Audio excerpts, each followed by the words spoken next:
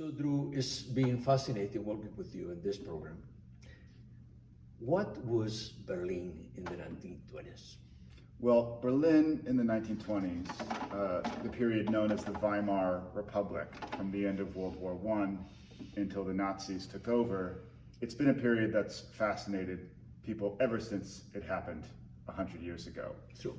You're talking about the end of thousands of years of censorship by the monarchy, the fall of the monarchy, the end of censorship, so proliferation of artistic freedoms, of social freedoms, of lifestyle freedoms, sexual freedoms. Berlin in the 1920s is Babylon of the 20th century. It's one of the great metropolises of the 20th century. And it's this explosion of artistic fermentation. These movements from all over Europe are finding a home in this newly liberated Berlin, colliding off of one another and creating radical new forms of expression. I'm fascinated by the way you structured the program. Tell us about that structure. Well, it's really been a collaboration with you, Angel, and your brilliance. It's been so inspiring working with you, curating this program. And I think one of the things that we agreed on is that we wanted to showcase the diversity and the internationalism of what was happening in Berlin. So we start with Schoenberg, who of course is Southern German, right? Is Austrian, right? Vienna. Yeah. And this move that happens where Vienna stops being the center of culture and Berlin in the north takes over. So you have all these Schoenbergian dissonances, tonalities, harmonies that then get incorporated into these popular forms, like these extremely entertaining, extremely racy, very controversial cabaret songs, which are famous still to this day. And then we move from cabaret into the iconic theater music of Kurt Weill and Bertolt Brecht, these productions like Three Penny Opera that are taking from American jazz, taking from Schoenberg and the Viennese school, taking from cabaret. I mean, you have a banjo and a drum set in the More American orchestra. Impossible. Yeah, and bassoons and clarinets and this amazing instrumentation. Sure. And then we move from Weill into the American period of Weill because, of course, he's one of the Jewish artists who goes into exile. And his works get taken up in America by bohemians in the West Village, Miles Davis in jazz clubs, John Coltrane. It becomes part of the tonality of American music in this very interesting way. And my favorite thing that we're doing is, and this is one of the things that people really don't know about the Weimar Republic, is the influx from Eastern Europe of Hungarian and Russian radical artists. So we're going to be premiering a Shostakovich film, a sound film that Shostakovich wrote the music for, that was happening at the same moment as this ferment that was a huge influence on all the radical music and radical theater and radical politics during the Weimar Republic. So it's quite a broad, esoteric, but fascinating range of musics that we're going to be featuring. I love the title, Berlin im Licht, Berlin in Light. Tell us why this title. Where that came from? Yeah. Well, I was inspired because I came to a post-classical ensemble concert called Paris at Midnight, which I thought was a beautiful title. And it was a mind-blowing program because you had Josephine Baker, you had Eric Satie, Jean Cocteau. Yes. And it was so inspiring because I thought, oh my God, the same kind of simultaneity and collaboration was happening in Berlin. But then, of course, what are you going to call it?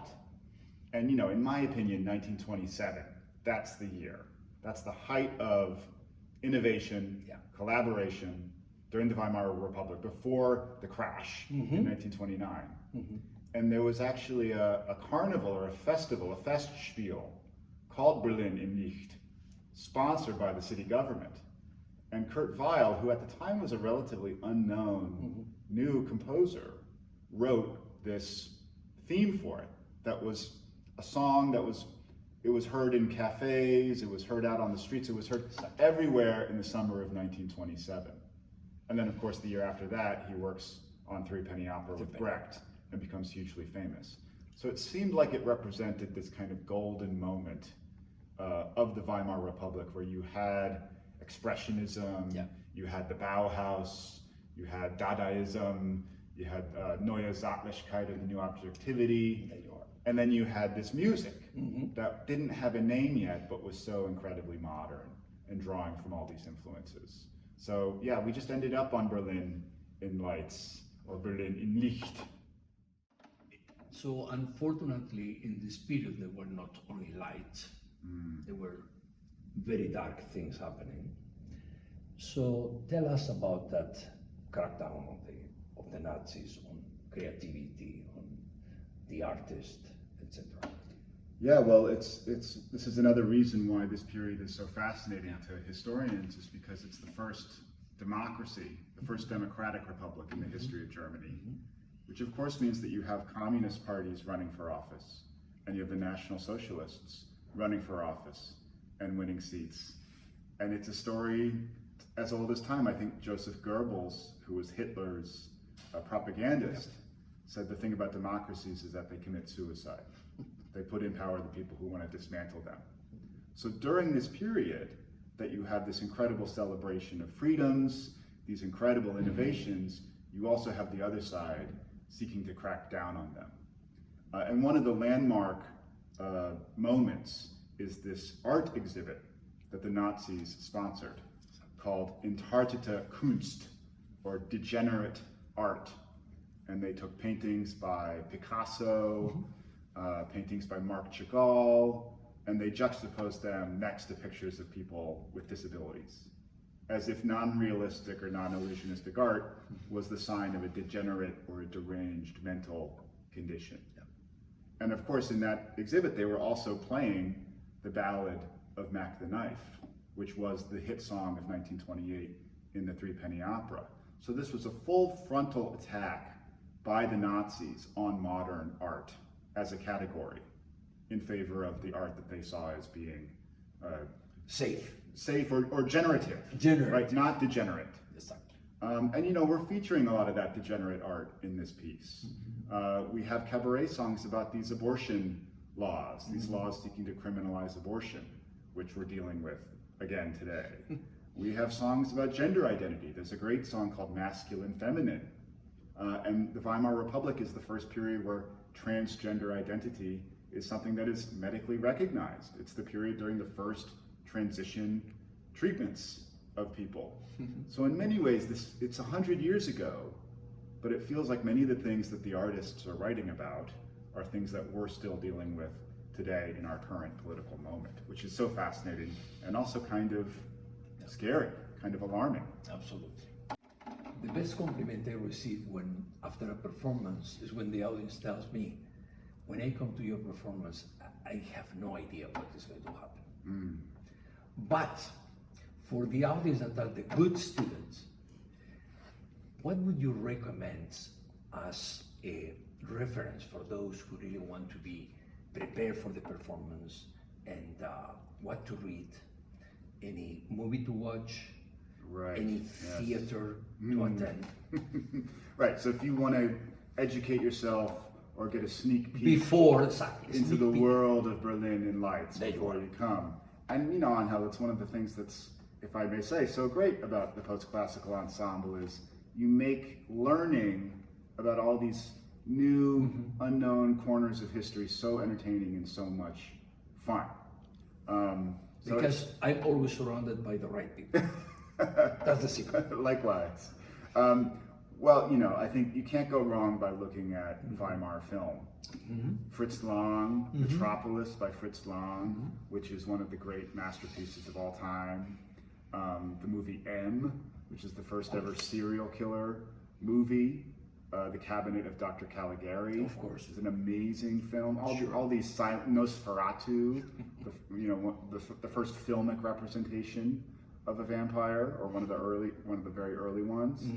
And there's so many art books that you can read, history books that you can read. My favorite, personally, is by this theater historian named Mel Gordon, and it's called Voluptuous Panic.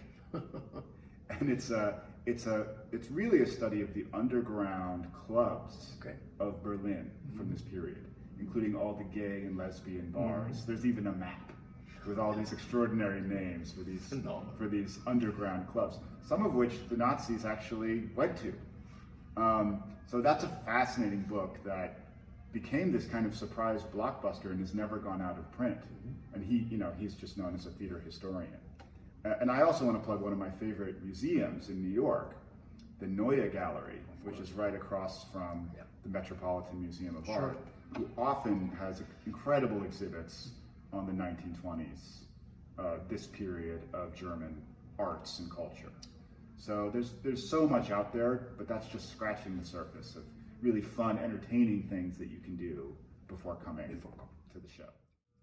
How do you see the influence of cabaret in today's musical world, theatrical world? So Cabaret in the Weimar Republic, this is another legendary, kind of iconic slice of cultural history, immortalized, of course, in the musical Cabaret, which is based on the Berlin Diaries of Isherwood. In Berlin, think about it, you have the sudden explosion of the population of this city.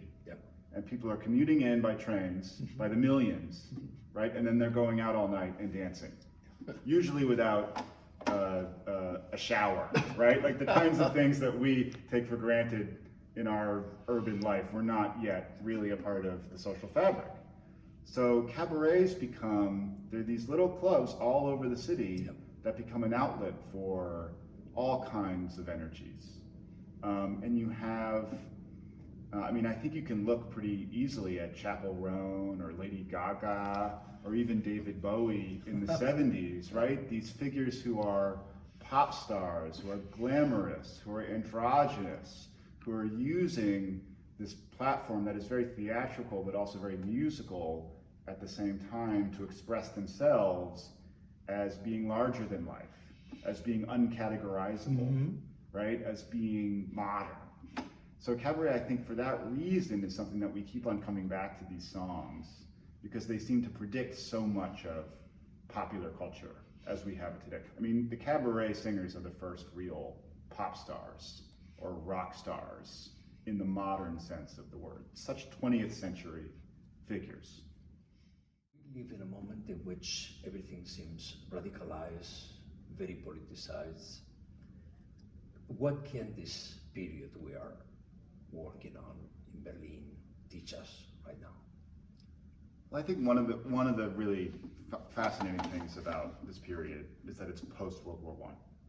So unlike the pre-war avant-gardes that you would find, especially in Paris, where artistic expression is a form of rebellion, I think there's a paradigm shift that happens in Berlin where they understand that every work of culture is a political expression, that politics itself is something that is aesthetic territory to be mapped out.